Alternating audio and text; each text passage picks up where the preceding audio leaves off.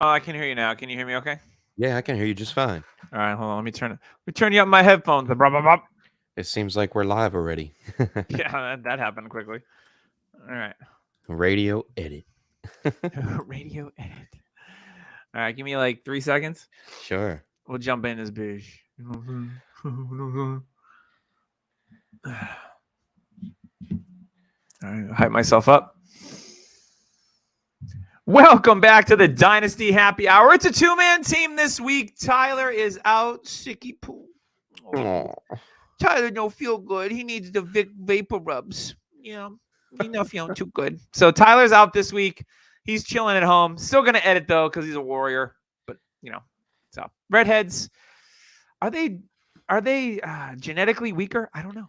But you know No. when he's sick, he's sick. So yeah, it's no big deal. James and I are here to guide you through this week's episode. We're gonna be talking some fun categories. Something we came up a little bit earlier in the week was we're going to talk last straw players. So players in Dynasty that you've just kind of had it with, and this is the last straw, or the last straw is coming. And then we're going to talk about some age cliff players as well as some interesting buys. But before we do, James, how the hell was your weekend? It was good. The family's away this week. So it was the chef show at the You lucky house. bastard. Oh, yeah. It was nice and quiet. I got a lot of home projects done that I've been waiting to get done with no interruption. Excellent. And yeah, I got to watch the Eagles game today with my buddy, who's a huge Eagles fan. And now I'm here with you. So it's Yeah. going great. Yeah, congrats to the Eagles making it to the big game, aka the Super Bowl. And we're waiting to see who their opponent's going to be. Will it be Kansas City? Will it be Cincinnati? By the time you actually hear this podcast, you'll know the result. So we won't spoil it on air. So that was not really spoiling it anyway. We're getting Yeah. the cart in front of the horse, is what they say. Yeah, my weekend, we just drove up to New Hampshire and back for a birthday party. Yesterday was pretty laid back and chill. I need a day off though. I am at capacity. I think I've been seen my kids for every day since the beginning of August, and my wife's been traveling for work, and I need a break. So I don't get mental health days as a stay-at-home parent. So I think I'm gonna go away to New Hampshire for the weekend of the Super Bowl, and just get away for a day or two. I need it. I need to reset. I'm stressed. So, but I'm here, and this is part of my escape is talking fantasy football with you and Tyler. And then when we get online and play games, like that's my escape. And I just, it's been I need some more of that. So without further ado, we do have some NFL news this week. But before we get into that, I want to give a shout out to our podcast sponsor this week. Again, it's Manscaped, the best in men's grooming, the absolute best tool, the Lawnmower 4.0 wireless charger. It's waterproof. It's got a light on it. It's got different attachments. So if you want to trim close, you can. If you want to leave a little patch, you can. If you want to just shave it all off, you can. You have options with the Lawnmower 4.0. And now they give you the weed whacker for your nose and ears. If you're an old like me and you have hair in those places, get in front of it. I know one of the things that when I talk to older folks my age or older and they have like that gnarly ear hair coming out of their ears, I just want to be like, The rare ear hair. I want to be like, how do you not see that? Like, take care of that bush that's hanging out of your ear. Not cool. So sign up and get the weed whacker nose and ear trimmer. Just everything is really cool. And then so you get the awesome tools to take care of all your stuff. And then if you want to make it smell great, make it feel great, you've got the crop preserver, the cleanser, and the reviver. It's going to smell good. It's going to feel good. It's going to be dolphin smooth, and life is going to be great. So use code DHH for 20% off at checkout. Manscaped, your balls will thank you for it. They thank me all the time. They look up at me and say, bruh, thank you for keeping me tidy. So make sure your balls do the same. Code DHH for 20% off at checkout. All right. So some news. My second favorite Stetson. My first is the hat. Georgia quarterback Stetson Bennett arrested in Dallas for public intoxication. You know what? He just won the national championship. He's 35 years old. Let the guy. 35. He's 25. It's a joke. Yeah. It's a dynasty joke. He's 25 years old or whatever. Let the man party in the streets. I don't think this is going to affect his draft stock because was he even going to get drafted anyway? We don't know. What do you think, James? I don't know. With the Brock Purdy hype going into this postseason, we could see some late snags at quarterback this year. We have Sam Howell coming up. He was a 5th round pick last year. It's the same scenario where I think Stetson Bennett Bailey could be Zappi. a contributor somewhere along the lines, especially in your super flex leagues. But with this news, I think his value is going to hit rock bottom after this. A lot of teams don't like a troublemaker, and regardless if it was an intoxication or not, or how many BCS championships or FCS championships, however they say it now, Yeah. You win, it doesn't really matter. So Yeah, he's got to be a mature adult. I think he'll get drafted because, like, you win back-to-back college championships. You look good doing it. I think he's worth a late-round flyer to some team. And if he ever becomes something awesome, if he doesn't, that's okay too. Like, Yeah. whatever. I'll take a late-round flyer on him in Superflex leagues. Let's put it that way, because I always take late-round flyers on QBs. Skylar Thompson, Bailey Zappi, et cetera, et cetera.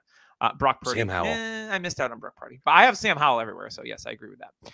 All right. NFL Network's Ian Rapoport reports that Jonathan Taylor underwent ankle surgery last week.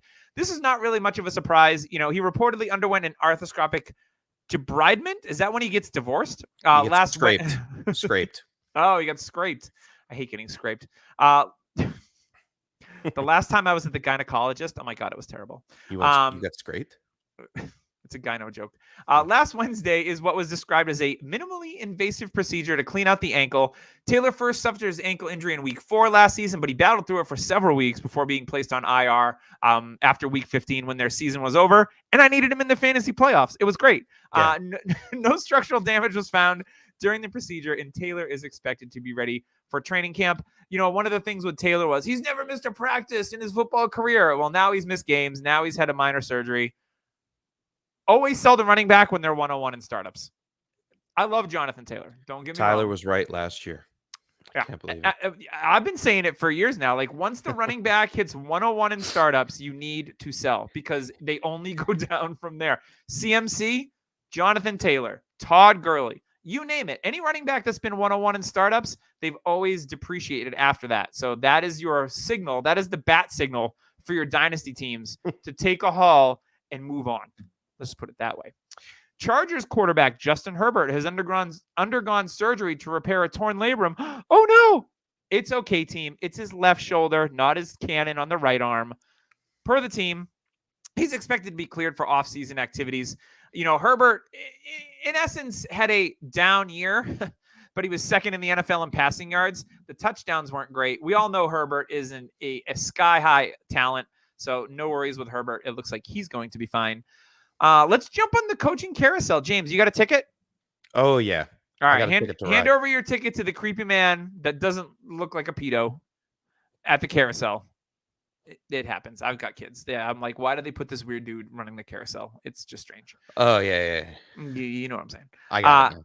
Eric sleeping with the enemy, as Chris Berman would say. Interviews requested by both the Commanders and the Ravens for their open OC position. But he's very much in the running for the Colts head coaching job, which they just announced that they have a second interview with Shane Steichen from the Eagles. And he's also on the Titans' radar to be their next OC. So Eric Bieniemy looks like he could be changing teams here. Where would you like to see him go? This is like 2 years running now. Every time that 3 years running. 3 years running now. I've seen this, heard this before. Where would I like to see him? I would like to see him stay with the Chiefs. Obviously, it helps out Patrick Mahomes. He's very creative in the offensive coordinator position. But I guess if I had to see something, I would like to see maybe with the Ravens. Maybe he could breathe some life into that offense.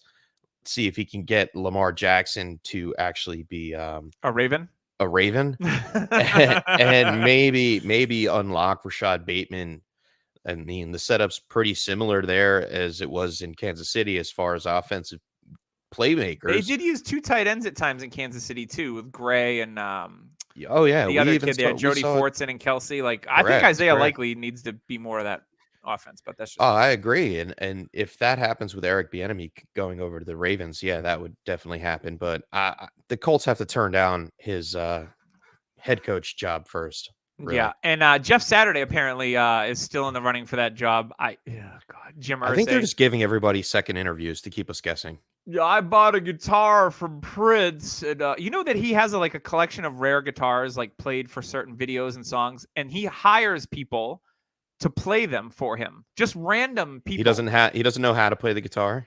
He's in Yeah, a band. he hires people. He hires people to play Prince's guitar, like for people, which is like, it's Prince's guitar. Just don't touch it. Like, leave it alone. Why would that's like sacrilege? Why would let anyone play Prince's guitar? Let Prince be the last man that played that GD guitar. Yeah, well, I mean, if you have money to burn. He's got plenty of it. Irsay is wild, man. Watch some interviews with Jim Irsay, and you're just going to go, God, how did this man get rich? I don't understand. Cocaine's a hell of a drug. All right. NFL Network's Ian Rappaport also reports that Sean Payton's interview with the Cardinals went well, and it sounds like it's still a possibility and still in play. We'll see on this one. I mean, I've also heard that Payton sounds like he's going to return to TV. So this is all TBD for that one. I would love to see Sean Payton in Arizona. We'll talk a little bit more about some Cardinals players as we go here.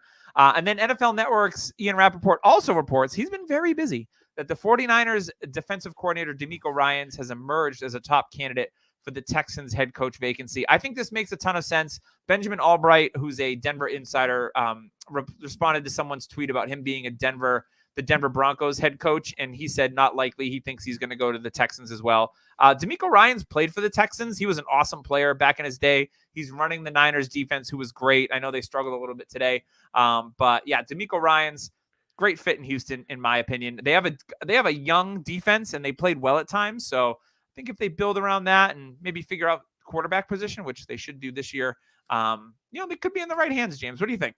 I definitely agree. I mean, their defense was giving up points over points throughout the year. And I think you're right. If they could find a quarterback in this year's draft, I'm sure they're picking pretty high, if I'm not mistaken. Second? Yeah. Second? They should have their choice. Unless Chicago trades out, which is possible. That's going to be interesting to watch. But anywho. Right. And even if they do, I think the quarterbacks in this draft class are closer than what people think. I don't think there's like a top 2 or a top 3 between Stroud. There's a top 2. Yeah, it's Stroud or and Young, right? Bryce Young. Yeah, those are the top 2. Outside of that, Levis is debatable, and Richardson is those guys are going to be super fascinating where they land, and it's going to be all situational. Is Levis going to be the next Josh Allen? Yeah, big arm. Who knows? Mobility. But regardless, with the second pick in the draft, I think they can land another quarterback. Yeah, I think the time for Davis Mills is I don't think they release Mills. I think they he'll be the bridge. He's going to be in the third year in his deal. He's got a 4-year deal with a rookie. He'll be there. But yeah, I think he had a chance to really establish himself as the guy going forward, and he just did not do that this year, unfortunately. So swing and a miss on that one. Tyler and I love us some Davis Mills. Look good in his rookie season, year 2. We'll talk about a year 2 quarterback later, though. We'll get to that. But before we do, our next sponsor, our longest standing sponsor, we love them. I think they love us as well. Matt and team at Trophy Smack, backed by Mark Cuban on Shark Tank. You may have seen them on their episode a year or 2 ago now. Upgrade your fantasy league today, whether you play football. So if you just want your league's wrapped up a few weeks ago, you haven't got your trophy yet, get off your ass. Go on TrophySmack.com, use code DHHRing, and get a free $60 championship ring when you get a trophy, either for your toilet bowl winner or your champion. And they have a trophy for you. You can customize it. So if the guy that won, his name was Chef, and you're like, you know what? Let's make Chef a customizable belt. And let's put the Swedish Chef on it and maybe some different food. Maybe put some food themes on it. You can do all those things on Trophy Smack. I just saw that they started doing wall art as well on Trophy Smack, which is interesting. So if you want to be that, like, this is fine dog in the fire and flames, you can get that on the wall, and it looks really cool. It's almost like a 3D lenticular type of appearance, it looks like, on there. So yeah, Trophy Smack's got a little bit of everything, and it's not only football, it's hockey, basketball, baseball's coming up. If you play fantasy soccer, bravo. I like to watch paint dry as well. I'm not a soccer fan. Sorry, guys. You can flame me in the chat. That's fine. But they have stuff for everyone. Once again, it's code DHHRing for that free ring at the checkout. All right. Let's get into this. This is the last straw players. We've got a list of about 8 or 9 players here. And the premise for this is these are players that if you have them on your roster, maybe they personally hurt you. You spent high draft capital on them and they just haven't delivered. And you just want to wipe your hands clean of them And this has been the last straw, whether it was this year or maybe you give them another season, but they're on the fence. They're ready to be thrown away off your team because you're just done with them. Think like old school, like Dante Moncrief, the hill that Tyler and I passed away on, Leonte Carew, like guys like that. Like you spent Samaje Perine, who has been fantasy relevant here and there now, but I spent a first round pick on him. I drafted him above Kareem Hunt and Alvin Kamara. Yeah, guys like that, or just guys that like have underperformed and you don't want them on your team. Maybe you don't like them personally. That's okay too. But James, give us a name here that you've got on your last straw player list. All right. So when you came up with this idea, I was like, oh, I mean, who's straw? I mean, if this guy even has a straw anymore, it might be he drew the short straw. There's a straw ban. Yeah, and he's on the bench for life. It's Zach Wilson, quarterback of the New York Jets, or maybe not very much longer. When's the XFL start? Yeah, exactly. We might see Zach out there for the XFL. Him and Johnny Manziel on the same team. But no, I mean, the last hope was really when they drafted Garrett Wilson, they drafted Breece Hall. You thought this offense was going to be very, very promising. And as soon as Breece Hall went down, and even a little bit before that, Zach Wilson was struggling to get the ball out, making good, intelligent passes. It was not in his wheelhouse at all. And it hurt. And it was very visible to everyone. We saw Mike White come in. We saw Joe Flacco do very, very well in his stead. And the proof is in the pudding. I mean, yeah, he only played 9 games this season, but it's 9 games. He probably shouldn't have even stepped on the field, in my opinion. Last year, 13 games, finished as the quarterback 32 or something like that. This year, 9 games, finished as a QB 30. Terrible interceptions, terrible choices, doesn't know how to throw his receivers open, panics, and he's better at street ball. And I said this when we discussed him in his rookie season. He's better at street ball than he was in actual football and reading defenses. So, yeah, he might be good on the fly when he's getting chased by like a 300-pound lineman. But when it comes to actually reading the defense in the backfield, Zach Wilson is not it. And the straw's already passed for him. He's like a bale of hay at this point. Yeah, pretty much. Yeah, he reminds me a bit of Johnny Manziel's career. Like, Manziel was more of a knucklehead. Like, Zach Wilson, for all intents and purposes, doesn't have any off-field issues other than the whole, like, MILF Hunter thing. Yeah. But like, hey, whatever. Do your thing. I don't care about that. Yeah, that's your business. But yeah, that's your business. But Johnny Manziel was a bit of a knucklehead, like to party. His head wasn't in it. But again, he was that kind of street ball player, right? At Texas A&M. And, he had Mike Evans, which made him look good, which is always a plus. But yeah, he reminds me too much of Manziel, like that run, gun, have fun. And that works in college, but in the NFL, like if you don't know how to read defenses and you don't know how to go through progressions, and yeah. So yeah, I completely agree with this one. Zach Wilson, the straw is not getting stirred on that one. So I've got one, and this one, he's a year 2 player as well. He changed teams, got traded after his rookie season because maybe he was a bit of a knucklehead. He got traded off of James's team. We saw him flash for a couple of weeks, and we're like, wow, this kid has the juice. He can get out of a phone booth. He's so quick. He's so shifty. He's exciting with the ball in his hands. He gets traded to Kansas City. He goes there. You're like, oh, he's got Patrick Mahomes. The life of Kadarius Toney is going to be great going forward. He'll be there for the next 3-4 years easily. Like, he's going to make magic happen with Patrick Mahomes. What does Kadarius Toney do? He gets hurt. He gets hurt. He doesn't. He is like Mr. Glass from Unbreakable. Like, you just breathe on him, and he's like, oh, I'm done. So for me, if you had Kadarius Toney, now I have him in a dynasty league that James and I are in, and I got him as kind of a throw-in a trade that I did with Tyler. And I liked Kadarius Toney. I should have known better, and I should have traded him once the Chiefs traded for him, because that's when his value was he regained that value back, right? And now It's like he's come back. He's had like one good game for the Chiefs. He gets hurt in the AFC Championship game today. Again, trying to make an electric move. He's a fun player to watch. But man, I don't want players, and this is the type of player that could bite you in the ass, right? Like, maybe he ends up being great, but from what I see in year 1 and 2, he can't stay healthy. And that's a problem. The way the Chiefs are spreading the ball around, they don't have a target hog on that team. They spread it around to everyone. So Toney's value is minimal. I mean, he's a good like wide receiver 5 on your roster, maybe. But man, I'm done with Kadarius Toney. I couldn't agree more. Kadarius Toney, currently over at DLF, Dynasty League Football, wide receiver 52 in Dynasty. And for the most part, you know what? I want to sell Kadarius Toney leading up into next year. He will regain hype. I know he just went out with an ankle injury. And I think that's the story of his career. He plays all out every single play. He hasn't really had too many games other than with the Giants where he went over 80 yards and like 8 Mhm. receptions, and then he got hurt. So he has this he's lightning in a bottle, as you can call him.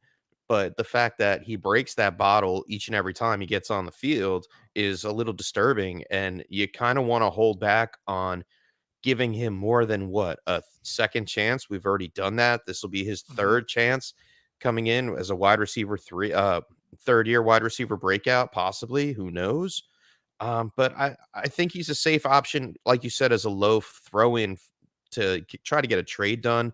You could put Kadarius Toney over the top. I think he is maybe worth a mid second right now in rookie drafts. Oh God, I would take that and run. I wouldn't go any I higher than think I that. think I think that most people are going to, if they're trying to, I think a mid third, mid to late third could get you Tony in a lot of leagues, like easily. Oh my gosh. Yeah, I think people are that down on him. What are some of the other receivers in the Kadarius Tony range on DLF right now? Tyler Boyd, I'd rather have Tony. Rondell Moore, Oh, give me Rondell Moore. That's easy. yes, Sky Moore. Ooh, I don't know. I'm kind of out on Sky Moore. I don't know.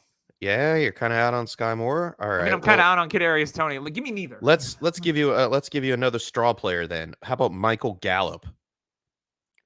Ooh, And we could throw that in together. Michael yeah. Gallup Gallup is, was I mean, he's still under contract for in he signed long 2023. term. Yeah, signed long term, potential out in 2024, but they're gonna pay him nonetheless this next upcoming season. So I think he stays on the team. Does he gain any more value? No. No. I think I'd rather have Tony than Michael Gallup.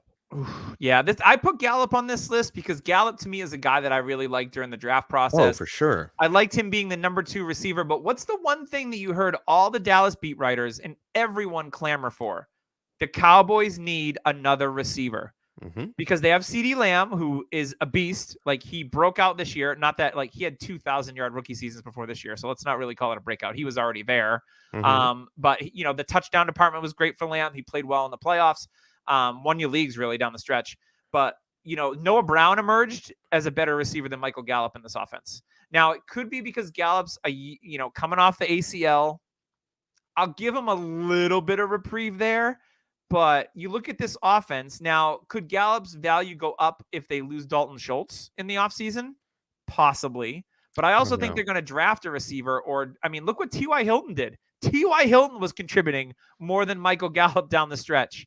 I don't know. Gallup to me is another guy that I wouldn't be afraid of moving off of and letting him go because I'm kind of like, is he ever going to be even a consistent wide receiver 3 on your dynasty teams? The answer is no. Yeah, and I can agree with that. He is like the definition of a boomer bust player. When he was hitting his stride back when they still had Amari Cooper on the team, he would have these games that would put him in the mid wide receiver 2 category Yep. on each and every any given week, and he was winning you weeks.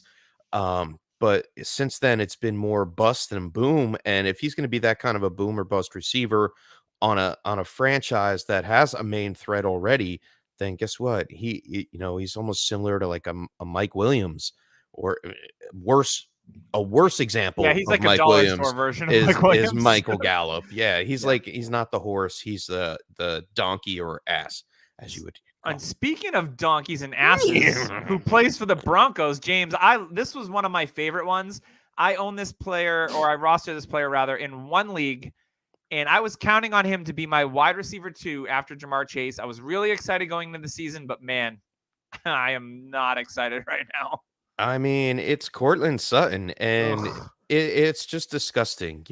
How much can we put in to Cortland Sutton each and every year now for the past 2 years? We've been disappointed. Yes, he finishes wide receiver 44 last year, wide receiver 43 this year, and he was healthy all this year He had and no last he year. almost had no good games that I can remember. No, he Maybe week really 2. Yeah, he had one good game, or maybe 2 or 3 good games where he was close to 20 PPR fantasy points, but after that, it was like after the bye week, they're like, "Wait, we lost Cortland Sutton. I think we left him in Jacksonville in week 8 and forgot to get him back on the plane because he never showed back up." And to be honest, a 5th-year vet, I'm tired of waiting, and this is like the straw that broke the camel's back when you're talking about Cortland Sutton here because, you know what? Unfortunately, as much as I was in for redraft, I am definitely out now in Dynasty on Cortland Sutton. So would you rather have Cortland Sutton or a bag of Cortland apples? I would rather have like a side person, Kadarius Toney, than Cortland Sutton. What would you hope to get for Cortland Sutton in a league if you were giving him up? Um, You hope someone gives you Name like a late notoriety, second? yeah, maybe like maybe a mid to early second hopeful. Like you're hopeful if you get that. That is hopeful. I Yeah. think I would be okay with letting him go for a late second. If it's going to continue this way, we know the offense is going to change in 2023. So who knows who's going to come in there and start stirring things up. Yeah, maybe I'd be happy with a late second. Really happy Yeah. for like an early second. I turned down some early second, late first offers last year because Regrets. I thought Sutton was going to pop off with Russ, right? Like, Right. Exactly. yeah, We all that did. whole We all that did. You whole weren't alone offense on that. was a You wet know, freaking fart. I was calling what's his name? Patrick. Tim Patrick. Patrick. I Yeah, I still was like calling Tim Tim Patrick's name from the rafters, and you know the lucky man standing left was Jerry Judy. I think that's still the only reason why he was good this year. That's just me. Quite possibly. Yeah. So Cortland Sutton, that's that one hit directly right in my heart on that one, and I was like, oh, that's a perfect player for this list for the last draw players. Cortland Sutton for sure, and he's not a spring chicken either. He's going to be 28, I think. Nope. And again, another player coming off an ACL. Maybe that was a factor. Maybe it wasn't. Maybe they're just toast. We don't know. We got to wait another year, I think. So at this point, if someone offers me a mid to late second for Sutton in this class, I'd consider it, but I might just hold. I don't know. It's a tough one. It's a tough one to gauge. This class, I'm not at receiver. It's all right. Is all right. We'll see.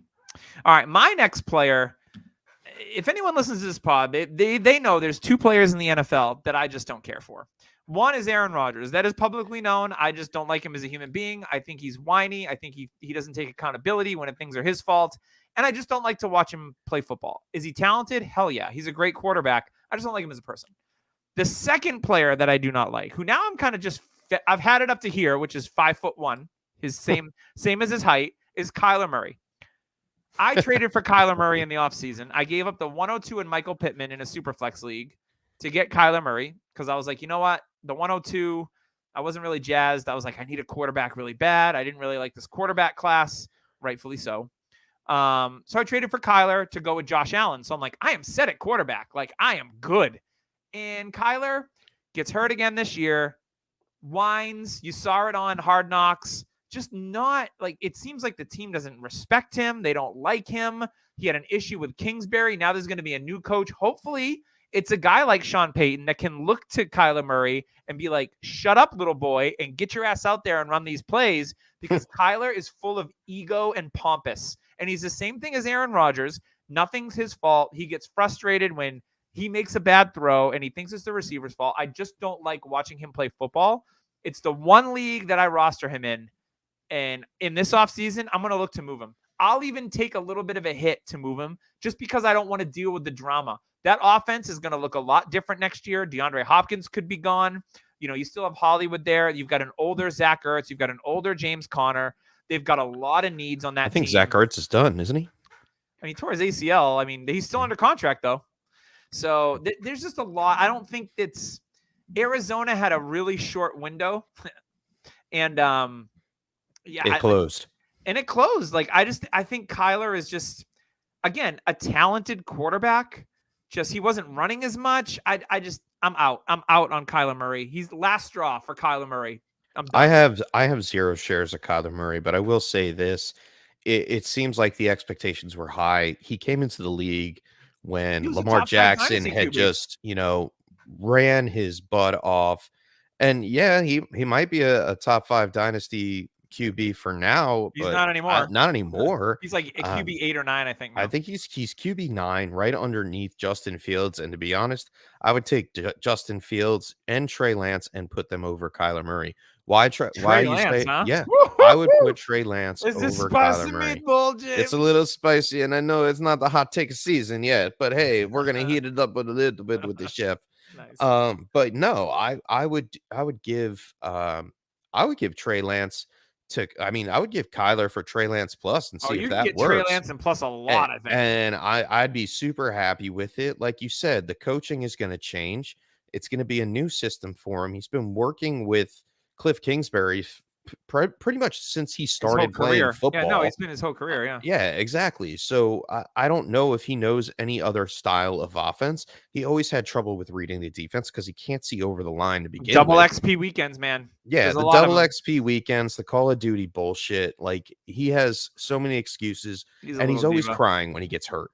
And I have a feeling he's going to get hurt again. This offensive line was terrible this year. It's going to continue to be terrible. They're going to have to rebuild the team from the ground up. I think it has a lot to do with, we mentioned DeAndre Hopkins, and we'll get into him a little bit in a little bit. But like, yeah, this franchise is switching things out. And unfortunately, they already just paid Kyler Murray. So he's going to be on that team for quite some time.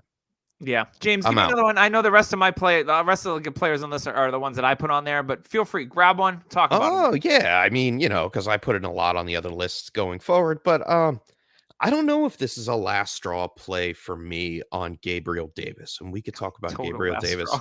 I mean, you knew what you were getting into when it's a 4th round draft pick. Okay. Sure. He's a boom or bust kind of player. And yes, he's no Amon-Ra St. Brown, which went into the same round as Gabriel Davis did. Different types of players, yeah. And different types of players and different types of systems and different kinds of reliability factors as well. Gabe Davis is looked at when they need something to go down in the corner of the end zone on 3rd down, or something to break open the scene so Stephon Diggs can get open down across the middle or closer to the quarterback.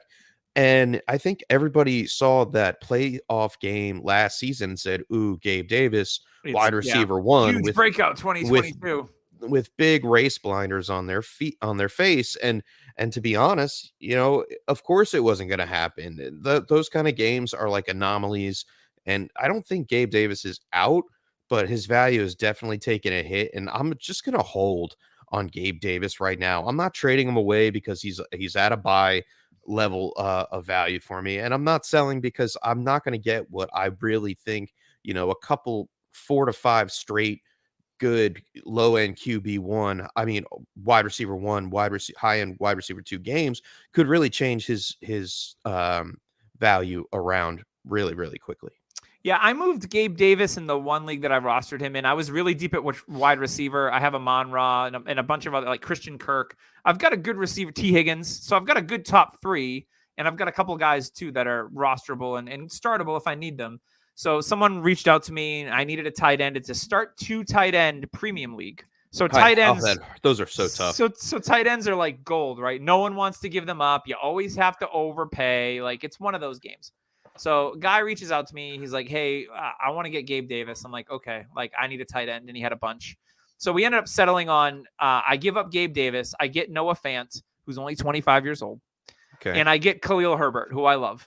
I needed a little bit of roster depth at running back, so it worked. But I was happy to give up Gabe Davis because he's one of those guys that when you roster him, it's like Amari Cooper when he was with the Cowboys. He has the big game for 100 yards and 2 touchdowns. And then the next week it's 2 catches for 30 yards or 2 for 20. And it drives you absolutely insane to start them. So I looked at my roster depth and I'm like, I never need to start Gabe Davis if I don't want to. And I just don't want to. I don't want to play the which matchup is he going to pop off game. Like, that's what DFS is for. Like, not my season-long rosters. He's great for best ball. Great for best ball, but that's not my week-to-week roster. So Gabe Davis, it was my last straw with him, and I let him go. So my next one is a bit of a spicy meatball, and this was a former player that was the RB2 last year in startups.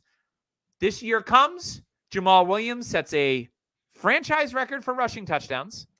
With 16 or 17? He beat Barry Sanders' record. Yes. DeAndre Swift pops off early in the season, gets hurt. His usage, not great. Jamal Williams is a free agent. The Lions aren't going to let this kid walk. He's like the heartbeat of the team. Like, I think he would take less money to stay. I mean, running back is going to be one of the markets that, like, there's so many good free agent running backs. The draft is loaded at running back. Like, Jamal Williams is going to be like, yeah, I'll take a 1-year, $3 million deal to stay. Like, because there's not going to be a lot of offers out for that type of player. So for me, DeAndre Swift is still going to be in a timeshare. And this coaching staff is not changing. The offensive coordinator, Ben Johnson, might. But I don't think they're just all of a sudden going to be like, let's get DeAndre Swift 15 touches a game. That's what they should do. And when he did get 15 touches a game, he was 80 to 100 yards from scrimmage, and he was scoring touchdowns at a pretty good pace. That's what they should do. I just don't have confidence that they are going to do that. And now we see DeAndre Swift. Every year he seems to be nicked up. He never lives up to potential. He was the RB2 in startups. Now, I think he's still a top 10, but I feel like people are holding on to that potential. They see Alvin Kamara. They see like this type of player that can be used in a certain way. I mean, he might be used like that, but it might be in year 5 when he's a free agent. He's got another year in Detroit, and then he can be a free agent, and we'll see what happens. So for me, this last straw is a little bold. I actually traded with Tyler. I traded T. Higgins away, and I got DeAndre Swift in a second-round pick, and I got a couple other players in that deal. So for me, it was like, oh, that's not a bad deal for me personally. I thought I did pretty well there. But yeah, I mean, Swift, I can see where a lot of people, like, their last straw was like, this is the year 3 of this. I see the potential, but I'm just done with the inconsistency of this player. Yeah, no, I can agree there. I don't know if I'm saying it's going to be a last straw for me. I mean, he is the RB9 right now in Dynasty, but there's a couple players ahead of him that maybe I would want. Maybe. Nope. Probably not. Josh Jacobs. I want Josh Jacobs over DeAndre Swift. Austin Eckler, who is a little bit older, 3 years older.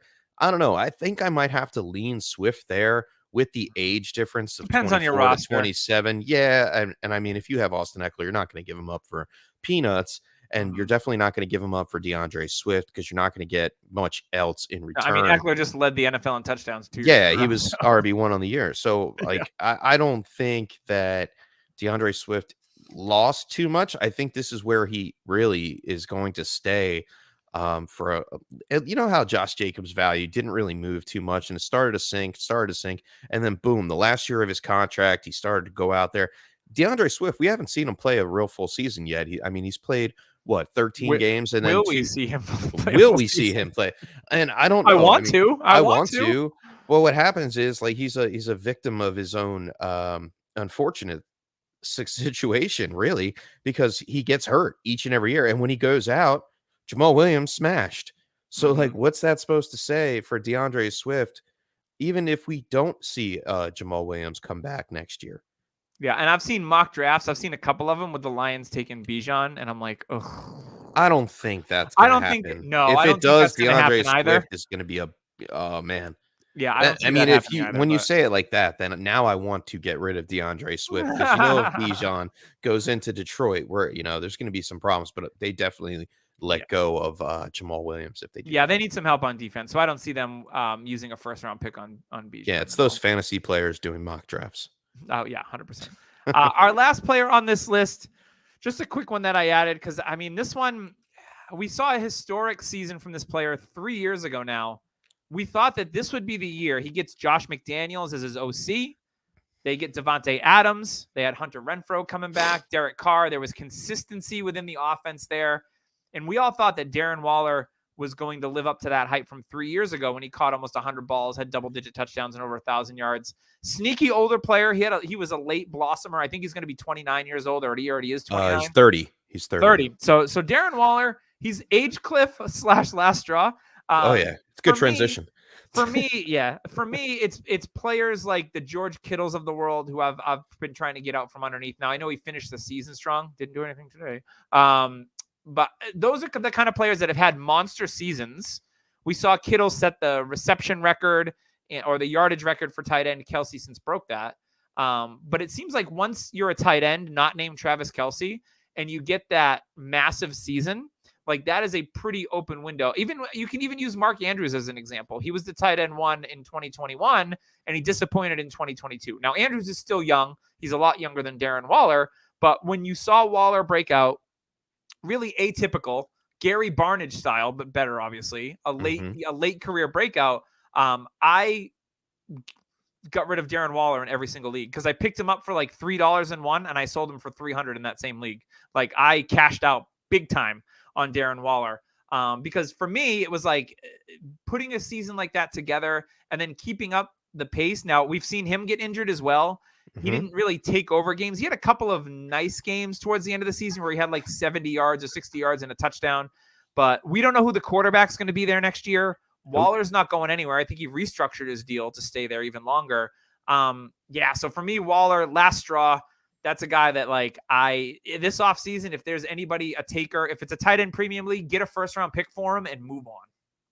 I don't know if you can get a first round pick for Darren Waller right now. Probably not. But if someone were to offer me like the 112, yeah, oh yeah, for sure. If I'm getting a late first round pick for Darren Waller, and especially in a tight end premium league, I may jump all over that and hit the smash button. But we could be seeing something sneaky here. And I'm like the tight end whisperer when it comes to hot takes.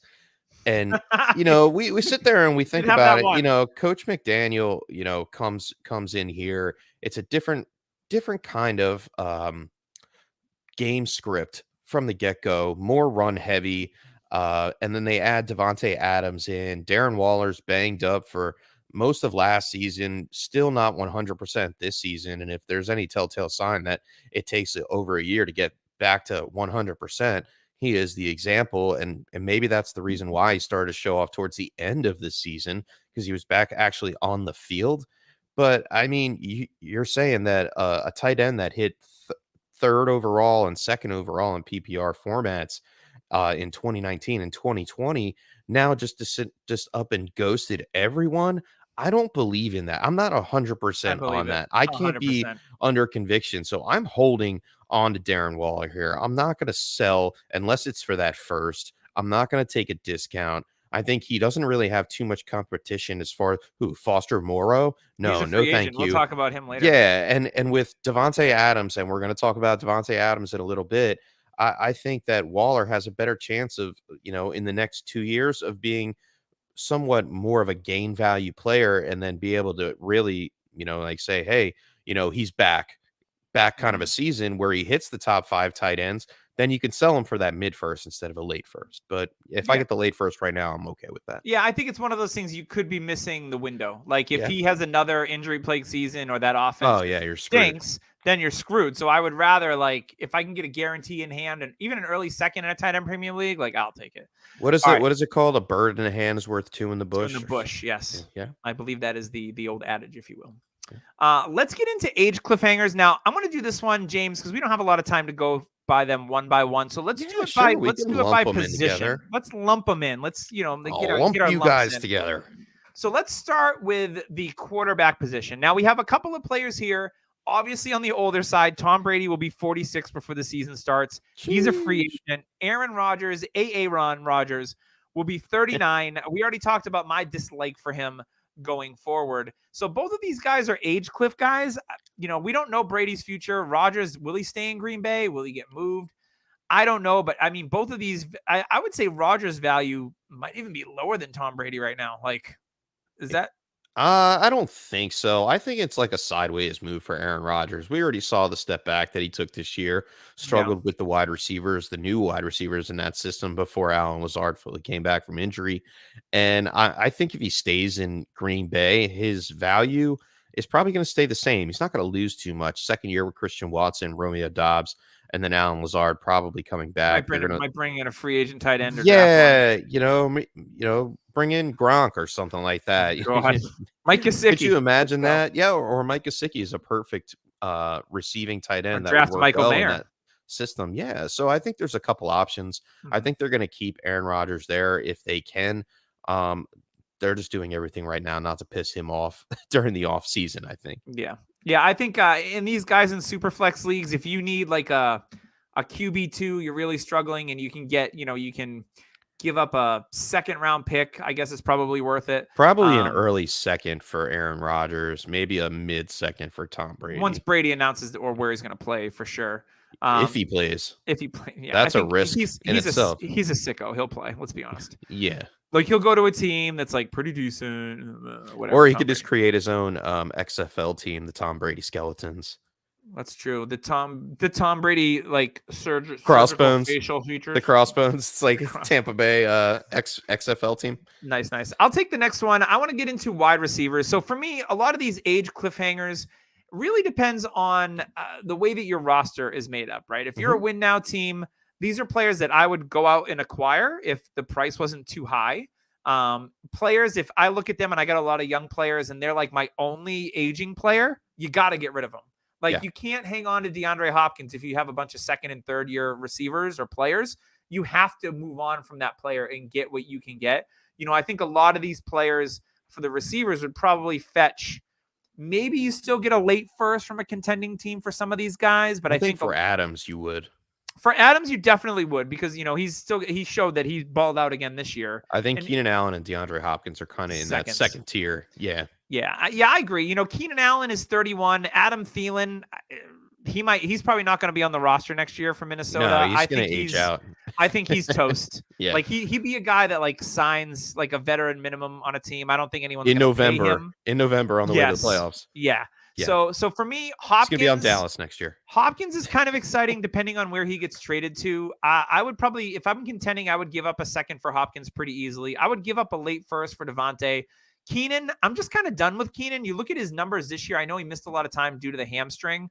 He's not explosive. He's a possession receiver. In full point PPR, he has a little bit more juice, but only, 4 touchdowns this year, 600 yards. You're starting to see the wheels fall off a little bit from Keenan Allen. He had a nice stretch with like almost 5 years in a row with 1,000 yards. He was just shy in one of those years. But to me, the Chargers, if they want to grow offensively, they need to change Keenan Allen's target percentage, I think, and get some speed. We talked about that in another episode. They need to get some speed as well and keep Mike Williams healthy, for God's sakes. So for Keenan Allen, I'm not super interested in him at all in Dynasty. Same thing with Thielen, but I'd be willing to go after Hopkins and Adams. I'm interested in this sense that Stephon Diggs is 29 years old, and I know he's not on this list, but should we be looking at possibly selling Stephon Diggs for another rookie player and a pick now before the news comes out that he's almost 30 years old? Like, people aren't even looking at this right now. Yeah, because he had such a phenomenal season. Yeah, you could put Diggs on this list if he's a player that you're like, you know what, I want to move on from Diggs and save some years, maybe get T. Higgins plus. Yeah, I would be or okay Amon-Ra St. Brown. Yeah. Like straight up. Would you do that? Would you be able to Stephon Diggs for, say, a Garrett Wilson? Ooh. I mean, if it's a team that is a piece away from a championship, you might. Maybe. I mean, the ADP says yes, right? Yes. So that's an interesting one. I also put Allen Robinson on this list just because I wanted to belly laugh. Yeah, and that's what brought me to the 29-year-old threshold here. I mean, usually we cap it at 30 for wide receivers, and once you get to that 28-year-old running back, it's time to pull the plug. Allen Robinson might get cut from one of my teams. Allen Robinson, he's still on my team, but he's on every IR spot that I have available. And as soon as he is not available for IR, bounce back from what? How from 0 yards to 1 yard? Cool. Start at the bottom, and you're still at the bottom. Sorry, sorry, A-Rob. I used to love A-Rob, but man, I ain't got no love for you anymore, bro. Someone give me a 3rd round pick for him. That's what I'm saying. I'll take it. Why not? As soon as he's healthy, just sell him. All right. Now this is the most common sense one for this group of players. It's the running backs. So we've got Derrick Henry, 29, lots of mileage. We've got Leonard Fournette, 28, Dalvin Cook, Austin Eckler, both 28. You can pretty much take any running back that's going to be 28 or older and put them in this group. For me, except for Christian McCaffrey, who's not quite there yet as far as age, but because he's such a dynamic player and such an excellent pass catcher and takes over games, even if McCaffrey's older, and you can say the same about Eckler.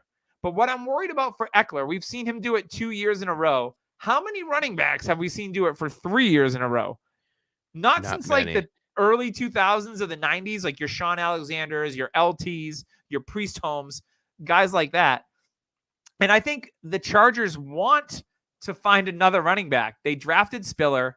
They drafted Josh McKelly, and he looked good. I think, Eckler's usage in the passing game is protected, but they want to find someone that they can use as a rusher in between the tackles. Another spot where I've seen Bijan landing is the Chargers, which would be juicy. I totally agree with that. Bijan to the Chargers would be very, very hypnotizing in the sense that it's going to be a tough offense to stop. And second of all, you're right. We need a second running back in the Chargers backfield. It can't always be Austin Eckler, which it also hurts his value. So with the finish that he had, I'm trying to get off of Austin Eckler. If I'm not competing next season, I'm not going to wait for the change. He's 28 years old. Yes, he got a lot of work. That was because he had no support behind him and he had to do things. He was dealing with Mike Williams, Keenan Allen, always injured. Jalen Guyton got injured. Joshua Palmer got injured. DeAndre Carter got injured. You name it, they got injured for the Chargers. We can even say Parham, Gerald Everett too. Yeah, exactly. Like the whole, all the offensive fantasy pieces. The Chargers are just always hurt. Let's be honest. They're just always hurt. So, they can't leave it all up to Dicker the kicker over there and expect everything to go right. Like they just have to get somebody in there to back him up. And guess what? If that happens, Austin Eckler's value is going to plummet this coming draft. So, yeah, I'm a little afraid of that. If I have Austin Eckler, I'm looking to get out now. He is a top, let me check on DLF real fast in the running back situation. You said he was running back 8, right? Or 9, right yeah, RB7, above Josh Jacobs and DeAndre Swift, right behind Travis Etienne. And he's in great company with Breece Hall, Jonathan Taylor, Kenneth Walker, Saquon, CMC. And I think he could do everything that these other running backs can do. It's just the simple fact that once you bring in that other running back, like you said, that's going to take away some of that snap share, some of that goal line work. He's still going to get the passing game, but be a little less involved in the offense. Yeah, and I think we might see a couple running backs on this list. Dalvin Cook, Leonard Fournette, that might be on different teams. We can put Zeke Elliott on this list too. Like I think we all know he's borderline 27, but we know he's not going anywhere. Yeah. And then Pollard getting hurt right at the end of his right before free agency starts for him. Jahmyr Gibbs incoming. Yeah, like I don't know why they would hold on to Pollard. I would love it for Pollard, but Pollard belongs on his own franchise as well. Yeah. Who's to say that the Chargers don't try to make a move for Tony Pollard? Yeah. And a similar type player as Austin Eckler, where they can both come out of the backfield, run in between the tackles, but also move out to the outside and get those passes that we all love to see them catch. Yeah. So if you have older running backs, you got to make that tough decision. You got to figure out where your roster is and make some decisions on what you need to do. Dalvin Cooks, the Joe Mixons, he's not on this list, but you could put him in there too. And then on the other side of things, before we switch gears real fast, and I know we're running out of time, but like if you have a late first, like if you took second or first in your league and you have a very, very competitive team and you don't have one of these players, like I would gamble my late first on a Derrick Henry for next year. Austin Eckler, you may have to give up a little bit more, but like a Dalvin Cook, a late first might get the job done to have another piece, another weapon on your fantasy roster to repeat in your dynasty leagues next year. Yeah, I think, again, this older window opens up a really nice buying opportunity for a win now team to get some guys that still have some tread on the tires and some juice. Maybe not Leonard Fournette, but some of these other guys that are on the list.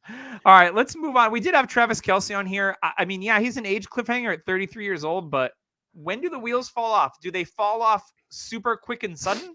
Or is he just going to play another handful of years and be the best tight end in the league? I don't see him slowing down. He never gets hurt. Like, and he's just productive. What's crazy about this is, according to some study that someone did, 88.7% of the peak seasons take place prior to the age of 32. Now, Travis Kelce, he's going to be 33. We saw Jimmy Graham, Rob Gronkowski start to deteriorate a little bit later in their careers. But Travis Kelce, it seems like he's still 100%. He's still going to get paid. He's not going to slow down. And if anybody's in your league and trying to get out of Travis Kelce, once again, late first, I'm all about it. Like he could be the difference to your fantasy league. 100. He was by far and away the number one tight end. The gap between him and TJ Hawkinson this year Yeah. was like the gap between Michael Strahan's teeth. Well, that may change next year. I mean, was big. if Hawkinson gets the work that he got when he moved to Minnesota. And if Andrews maybe bounces back, there's a lot of different things. But I Travis Kelce again, locked and loaded, tight end 1 for 2023. All right, before we get out of here, let's talk some interesting buys. James, you had 2 and I had 2, so why don't you cover your 2 and then I'll go with mine. Yeah, my first one was Calvin Ridley. Obviously didn't play this season. Yeah, the price is starting to turn, and I want to get him on my roster. The faster, the better. Zay Jones and Zay Jones and Marvin Jones and that offense. Marvin Jones is done. He's out of there. Right. Well, we saw both of those players get targeted heavily down the field. They need that field stretcher in that offense because they're built around the tight end and they're built around the slot receiver in Christian Kirk. What they really need is someone that can open up the top. And I think Calvin Ridley has the ability to do that. He doesn't need to come in and be the wide receiver 1.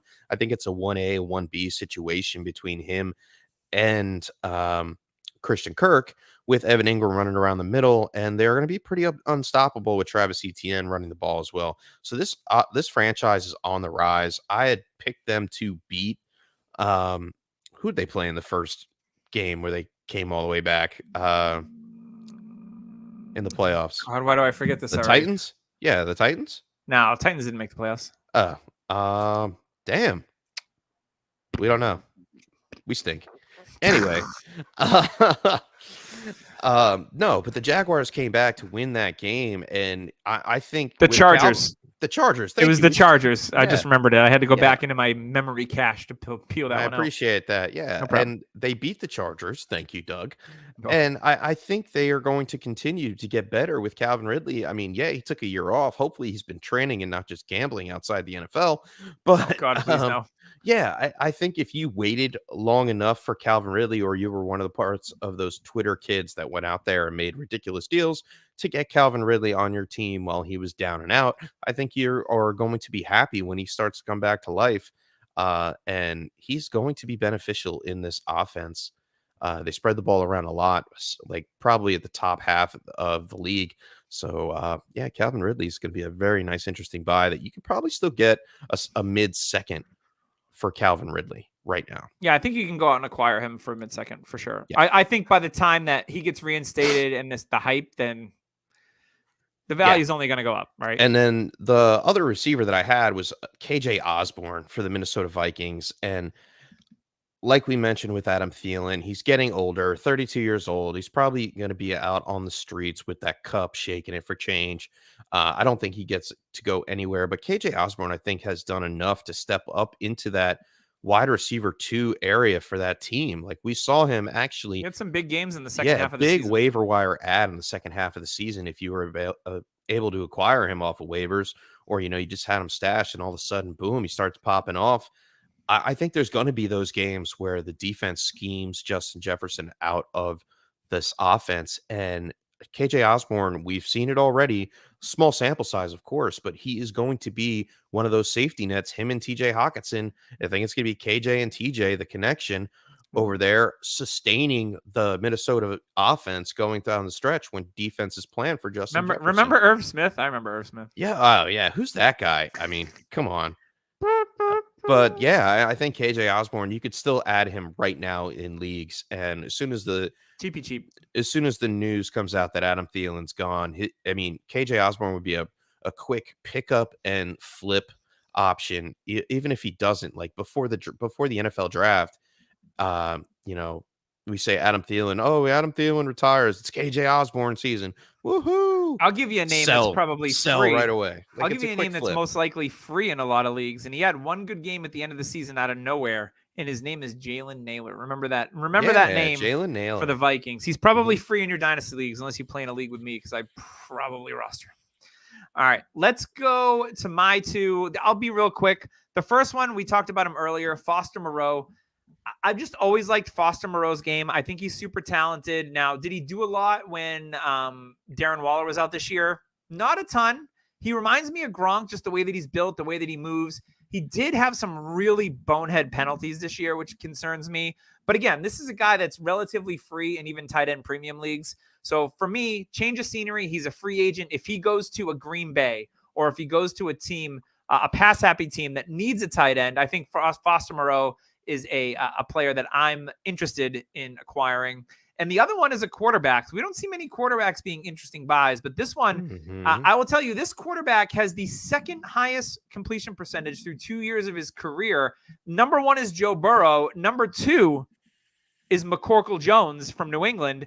And they just hired Bill O'Brien as the OC. So familiar face in a Alabama, familiar place. baby. He was with Mac in Alabama. He's going to have the stones to actually have a creative offense because Matt Patricia, with your out throws to the sticks for 10 yards, get out of here with that, you unoriginal turd. So I'm glad that he's gone. I'm hoping that Bill O'Brien can instill some confidence in Mac Jones, get him to build on that rookie year. He had over 4,000 yards in his rookie year, a great touchdown to interception ratio. He was playing with confidence, and he didn't really have too many weapons in his rookie year. No. They got him Devontae Parker this year. He's still going to be on the team. I like Devontae Parker for his role.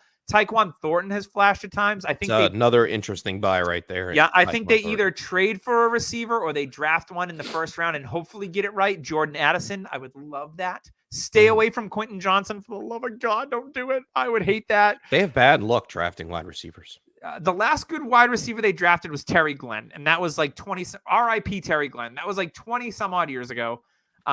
So Mac Jones for me is a glaring buy because I think that he's going to have a nice bounce back. Is he going to be a QB1? No. But he's going to be a rock solid QB2. I still believe in Mac Jones. The offensive line needs a little bit of work. They've got the running back in Ramondre Stevenson. They still have Hunter Henry and Jonnu Smith. You know, it's funny. I almost put Damian Harris on this list as an interesting buy. He's a guy that's forgotten about right now. End of his career in New England. I don't think they re-sign him. Harris is a good running back. Is a good running back, and just like Jacobs, it took him a couple. You know where the really good good spot for Damian Harris is to go good. Arizona. It's the Chargers. Oh yeah, the Chargers. Put Damian Harris on the Chargers with Austin Eckler. Yeah, Harris, if you watch Harris play football, he's a underrated, damn good running back. And they would just kill each other's value for fantasy purposes, which usually happens. I mean, but I don't think Harris's value I don't think would change much. He is what he was in New England. He wasn't going to catch passes, but he could score a ton of touchdowns. Yeah, I think actually Harris would go up, Eckler would go down a little bit. Yeah, I agree with that. So those are my two. Mac Jones, I think, is a glaring buy in Superflex leagues. If I could get Mac Jones for a late first or even an early second, God, I would love that. Or if I could give up a Jimmy Garoppolo straight up for Mac Jones, they're very similar in startup ADP right now. I would do that because Jimmy G, another kid made of glass, Kadarius Toney style. Jimmy G is going to have a new team. Give me Mac Jones, the third-year quarterback who's at least going to be in New England for a while, I think. So those are my interesting buys. Before we get out of here, I did want to give a shout out to Underdog. If you've playing some DFS this weekend, you can do it on Underdog. Hopefully you did it. Maybe you did a pick 'em. Maybe you did some over-unders. I won on the Eagles game. I did too, but I haven't looked at mine yet. But even if when football's over, you'll still be able to do some stuff for the big game. Even when that's over, though, basketball season is midway through. So is hockey. You got baseball coming up. So if you need to feed the need to do some DFS action outside of football, you can absolutely do that. I'm pretty sure they'll probably have USFL and XFL as well. They have golf too. They have golf. So there is options for you if you're like, man, the football season's over. What am I going to do? Maybe I'll dabble in baseball. Sure. I mean, the best thing to do is just put $100 down. Use our code DHH. Yeah, they're going to give you $100. Get a free $100 to mess around with in the offseason on all the other fantasy sports that you've never tried before. Yeah, why lose 100 when you can just lose 2? Yeah. No.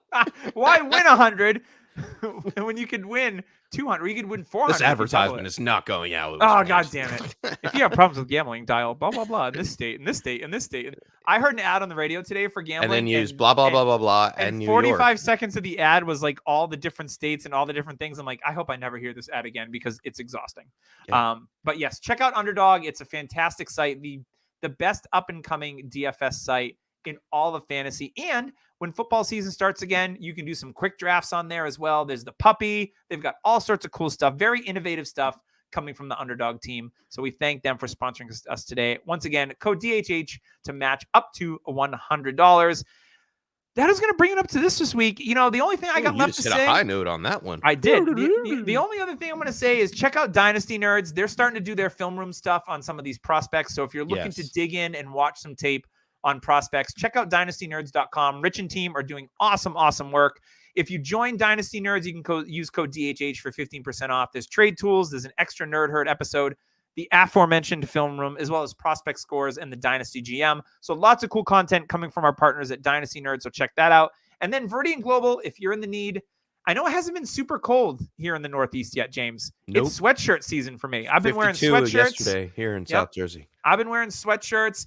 Go on Viridian Global, search DHH or Dynasty Happy Hour. You need a sweatshirt in different colors. You need a hat, a toque. If you're from Canada, you know what I'm talking about, or Minnesota. That's one, a beanie that we call a beanie. It's also a chef's hat, a toque. A toque? Well, that would be a chef's hat for you. It would be a toque. Yeah, buddy. That is appropriately named. So check out Viridian Global if you need some apparel. Shirts are super comfy, sized correctly. You'll love it. So check that out. Next week, it'll be a 3-man box as long as one of us isn't sick. And then we're going to take Super Bowl Sunday off so we can enjoy the big game, which we don't know who it's going to be against yet. We know that Philadelphia made it, but this other game's close. Burrow just threw an interception long down the field. It's 20-20. Each team has 2 timeouts, and Kansas City just intercepted the ball. All right, well, we'll see what happens. I'm going to go watch the game now because I want to see who goes to win this game. So until next time, this has been Dynasty Happy Hour. Drop a like, subscribe on YouTube. We'll see you next week.